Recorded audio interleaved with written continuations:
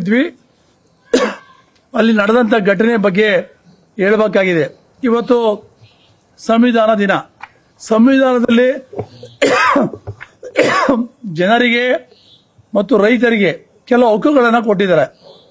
ಅದರ ಹಿನ್ನೆಲೆಯಲ್ಲಿ ಇವತ್ತು ನಮ್ಮ ರಾಷ್ಟ್ರೀಯ ನೇತಾರರಾದ ಜಗಜಿತ್ ಸಿಂಗ್ ದಲೇವಾಲಾ ಅವರು ರೈತರ ಒಂದು ಬೇಡಿಕೆಗಳಿಗಾಗಿ ಉಪವಾಸ ಸತ್ಯಾಗ್ರಹವನ್ನು ಆರಂಭ ಮಾಡಲಿಕ್ಕೆ ನಿನ್ನೆ ನಾವು ಕನೋರಿ ಬಾರ್ಡರ್ ಎಲ್ಲ ಸೇರಿದ್ವಿ.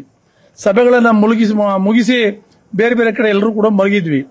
ಆದರೆ ರಾತ್ರಿ ಪೊಲೀಸರು 200ಕ್ಕೂ ಹೆಚ್ಚು ಪೊಲೀಸರು ದಿಢೀರಂತ 2 ಗಂಟೆ ರಾತ್ರಿ ಬಂದು ನಮ್ಮ ರಾಷ್ಟ್ರೀಯ ಮುಖಂಡರು, ಸುಮಾರು 70 ವರ್ಷದ ಒಂದು ಆರೋಗ್ಯ ಹದಗೆಟ್ಟಿರ್ತಕ್ಕಂಥ ಒಬ್ಬ ಮುಖಂಡರು, ಅವರು ಆರೋಗ್ಯ ಸಮಸ್ಯೆಯಿಂದ ಬಳಲ್ತಾ ಇದ್ರು ಕೂಡ ಉಪವಾಸಕ್ಕೆ ಇವತ್ತು ಕುಳಿತುಕೊಳ್ಳಲಿಕ್ಕೆ ಸಿದ್ಧರಾಗಿದ್ರು.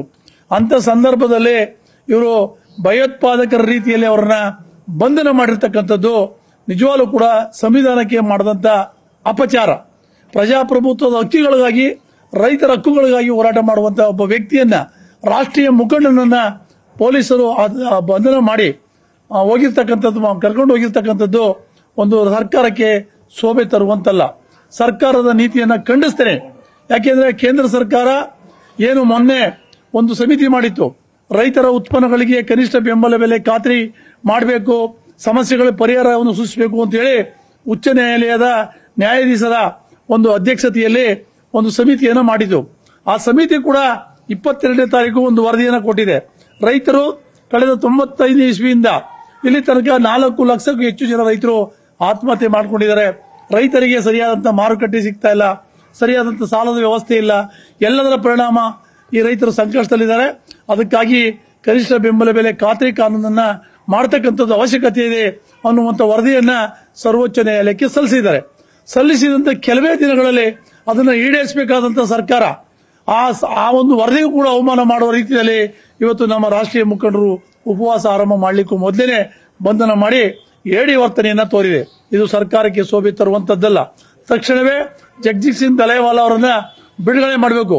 ಮತ್ತೆ ಅವ್ರ ಜೊತೆ ಸರ್ಕಾರ ಅವರ ಬೇಡಿಕೆಗಳ ಬಗ್ಗೆ ಇಡೀ ದೇಶದ ರೈತರ ಜೊತೆ ನಿಲ್ತಾ ಇದ್ದೀವಿ. ಅವರ ವಿಚಾರಗಳ ಬಗ್ಗೆ ಸರ್ಕಾರ, ಪ್ರಧಾನಮಂತ್ರಿಗಳು ಅವ್ರ ಜೊತೆ ಮಾತುಕತೆ ಆಡಿ ಸಮಸ್ಯೆಯನ್ನು ಬಗೆಹರಿಸಬೇಕು. ಇಲ್ಲ ಅಂತ ಹೇಳಿದ್ರೆ ನಾವು ಇವತ್ತು ರಾತ್ರಿ ಒಳಗೆ ಅವರ ಬಿಡುಗಡೆ ಆಗದೇ ಇದ್ರೆ, ಸಮಸ್ಯೆಗೆ ಪರಿಹಾರ ಸರ್ಕಾರ ಕಂಡುಹಿಡಿದೇ ಇದ್ರೆ, ಮಾತುಕತೆ ನಡೆಸದೇ ಇದ್ರೆ, ನಾವು ನಾಳೆಯಿಂದ ನಮ್ಮ ರಾಜ್ಯದಲ್ಲಿ ಇವತ್ತು ಕೂಡ ಸಾಂಕೇತಿಕವಾಗಿ ಜಿಲ್ಲಾಧಿಕಾರಿಗಳ ಕಚೇರಿ ಮುಂದೆ ಪ್ರತಿಭಟನೆ ಮಾಡ್ತಾ ಇದೀವಿ. ಅದೇ ರೀತಿ ನಾವು ಇವತ್ತು ಸಂಜೆ ತನಕ ಕಾದು ನೋಡ್ತೇವೆ ಸರ್ಕಾರದ ನಿರ್ಧಾರವನ್ನ. ಸರ್ಕಾರದ ನಿರ್ಧಾರ ಸರಿಯಾಗಿ ಬರಲಿಲ್ಲ ಅಂತ ಹೇಳಿದ್ರೆ ನಾಳೆಯಿಂದ ನಾವು ದೇಶದ ರೈತರಿಗೆ ಕರೆಯನ್ನು ಕೊಡ್ತೇವೆ. ರೈತರು ಬೀದಿಗಿಳಿದಾಗ ಸರ್ಕಾರ ಏನ್ ಮಾಡ್ತದೆ ನೋಡೋಣ. ಯಾವ ಪೊಲೀಸ್ ಬಲ ನಮ್ ಏನ್ ಮಾಡಕ್ಕಾಗಲ್ಲ, ಯಾವ ಮಿಲಿಟರಿ ನಾವ್ ಏನ್ ಮಾಡಕ್ಕಾಗಲ್ಲ. ಯಾಕೆಂದ್ರೆ ಈ ದೇಶದ ಅನ್ನದಾತರು 145 ಕೋಟಿ ಜನರನ್ನು ಸಾಕ್ತಾ ಇದೀವಿ. ಈ ರೈತರ ಸಾವನ್ನ ನೋಡ್ತಾ ಇದೆಯಾ ಸರ್ಕಾರ? ಈ ರೈತರ ರಕ್ಷಣೆಯನ್ನು ಮಾಡ್ತಾ ಇದೆಯಾ? ಹೇಳಿ ಸರ್ಕಾರ. ಕೇಂದ್ರ ಸರ್ಕಾರ ಇವತ್ತು ಸಂವಿಧಾನ ದಿನವನ್ನ ಆಚರಣೆ ಮಾಡ್ತಾ ಇದೆ. ಅಂಬೇಡ್ಕರ್ ಅವರು ಕೊಟ್ಟಿರತಕ್ಕಂಥ ಹಕ್ಕನ್ನ ಮೊಟಕು ಮಾಡುವಂತ ಕೆಲಸ ಮಾಡ್ತಾ ಇದೆ. ಇದು ನಿಜವಾದಂತಹ ಕೆಲಸ ಅಲ್ಲ. ತಕ್ಷಣವೇ ಅವರ ಒಂದು ಬಂಧನವನ್ನ ಖಂಡಿಸ್ತೇನೆ, ಬಿಡುಗಡೆಯನ್ನು ಮಾಡಬೇಕು ಅಂತ ಒತ್ತಾಯ ಮಾಡ್ತೇನೆ. ಸಮಸ್ಯೆಗೆ ಪರಿಹಾರವನ್ನ ತಕ್ಷಣವೇ ಕೇಂದ್ರ ಸರ್ಕಾರ ಕೊಡಬೇಕು ಅನ್ನುವಂತ ಒತ್ತಾಯವನ್ನು ಮಾಡಲಿಕ್ಕೆ ಬಯಸ್ತೇನೆ. ಕೇಂದ್ರ ಸರ್ಕಾರ ಮತ್ತು ರಾಜ್ಯ ಸರ್ಕಾರ ಅನ್ನದಾತರ ವಿಚಾರದಲ್ಲಿ ಪ್ರತಿ ಬಾರಿ ಈ ರೀತಿಯಾದಂತಹ ನಿರ್ಲಕ್ಷ್ಯ ತೋರೋದು ಯಾಕೆ ಅಂತ ಆ ಒಂದು ಹಿನ್ನೆಲೆಯಲ್ಲಿ ನಾವು ಫೆಬ್ರವರಿ 13ನೇ ತಾರೀಕಿಂದ ನಿರಂತರವಾಗಿ ಪಂಜಾಬ್, ಹರಿಯಾಣ ಮತ್ತು ರಾಜಸ್ಥಾನ ಗಡಿಗಳಲ್ಲಿ ಚಳುವಳಿಯನ್ನು ಮಾಡ್ತಾ ಇದೀವಿ. 3-4 ಬಾರಿ ಸಭೆ ಮಾಡಿದ್ರು ಕೂಡ ಎಂಎಸ್ಪಿ ಖಾತ್ರಿ ಗ್ಯಾರಂಟಿ ಕೊಡೋದ್ರ ಬಗ್ಗೆ ಯಾವುದೇ ನಿರ್ಧಾರ ಮಾಡಲಿಲ್ಲ. ಆ ಹಿನ್ನೆಲೆಯಲ್ಲೇ ತೀರ್ಮಾನ ಮಾಡಿ ನಮ್ಮ ರಾಷ್ಟ್ರೀಯ ಮುಖಂಡರು ಏನು ಜಗದೀಶ್ ಸಿಂಗ್ ದಲೇವಾಲಾ ಅವರು ಇವತ್ತು 12 ಗಂಟೆಯಿಂದ ಉಪವಾಸ ಕೂರಲಿಕ್ಕೆ ಎಲ್ಲ ಸಿದ್ಧರಾಗಿದ್ವಿ. ನಾವೆಲ್ಲ ಅಲ್ಲಿದ್ವಿ. ರಾತ್ರಿ ಇವರು ಬಂದು ಮಾಡಿರ್ತಕ್ಕಂಥ ಕೃತ್ಯ ಹೇಯ ಕೃತ್ಯ. ರಾತ್ರಿ ಮಧ್ಯರಾತ್ರಿ 2 ಗಂಟೆ ಸಮಯದಲ್ಲಿ ಒಬ್ಬ ಜವಾಬ್ದಾರಿಯುತವಾದಂತ ಹಿರಿಯರಾದಂತ ಒಬ್ಬ ರಾಷ್ಟ್ರೀಯ ನಾಯಕರಂತ ಮುಖಂಡರನ್ನ ಬಂಧನ ಮಾಡಿರ್ತಕ್ಕಂಥ ಪೊಲೀಸರ ವರ್ತನೆ ಖಂಡನೀಯ. ನ್ಯೂಸ್ ಫಸ್ಟ್ ನಿರ್ಭೀತಿಯಿಂದ ನಿಮ್ಮ ಪರವಾಗಿ.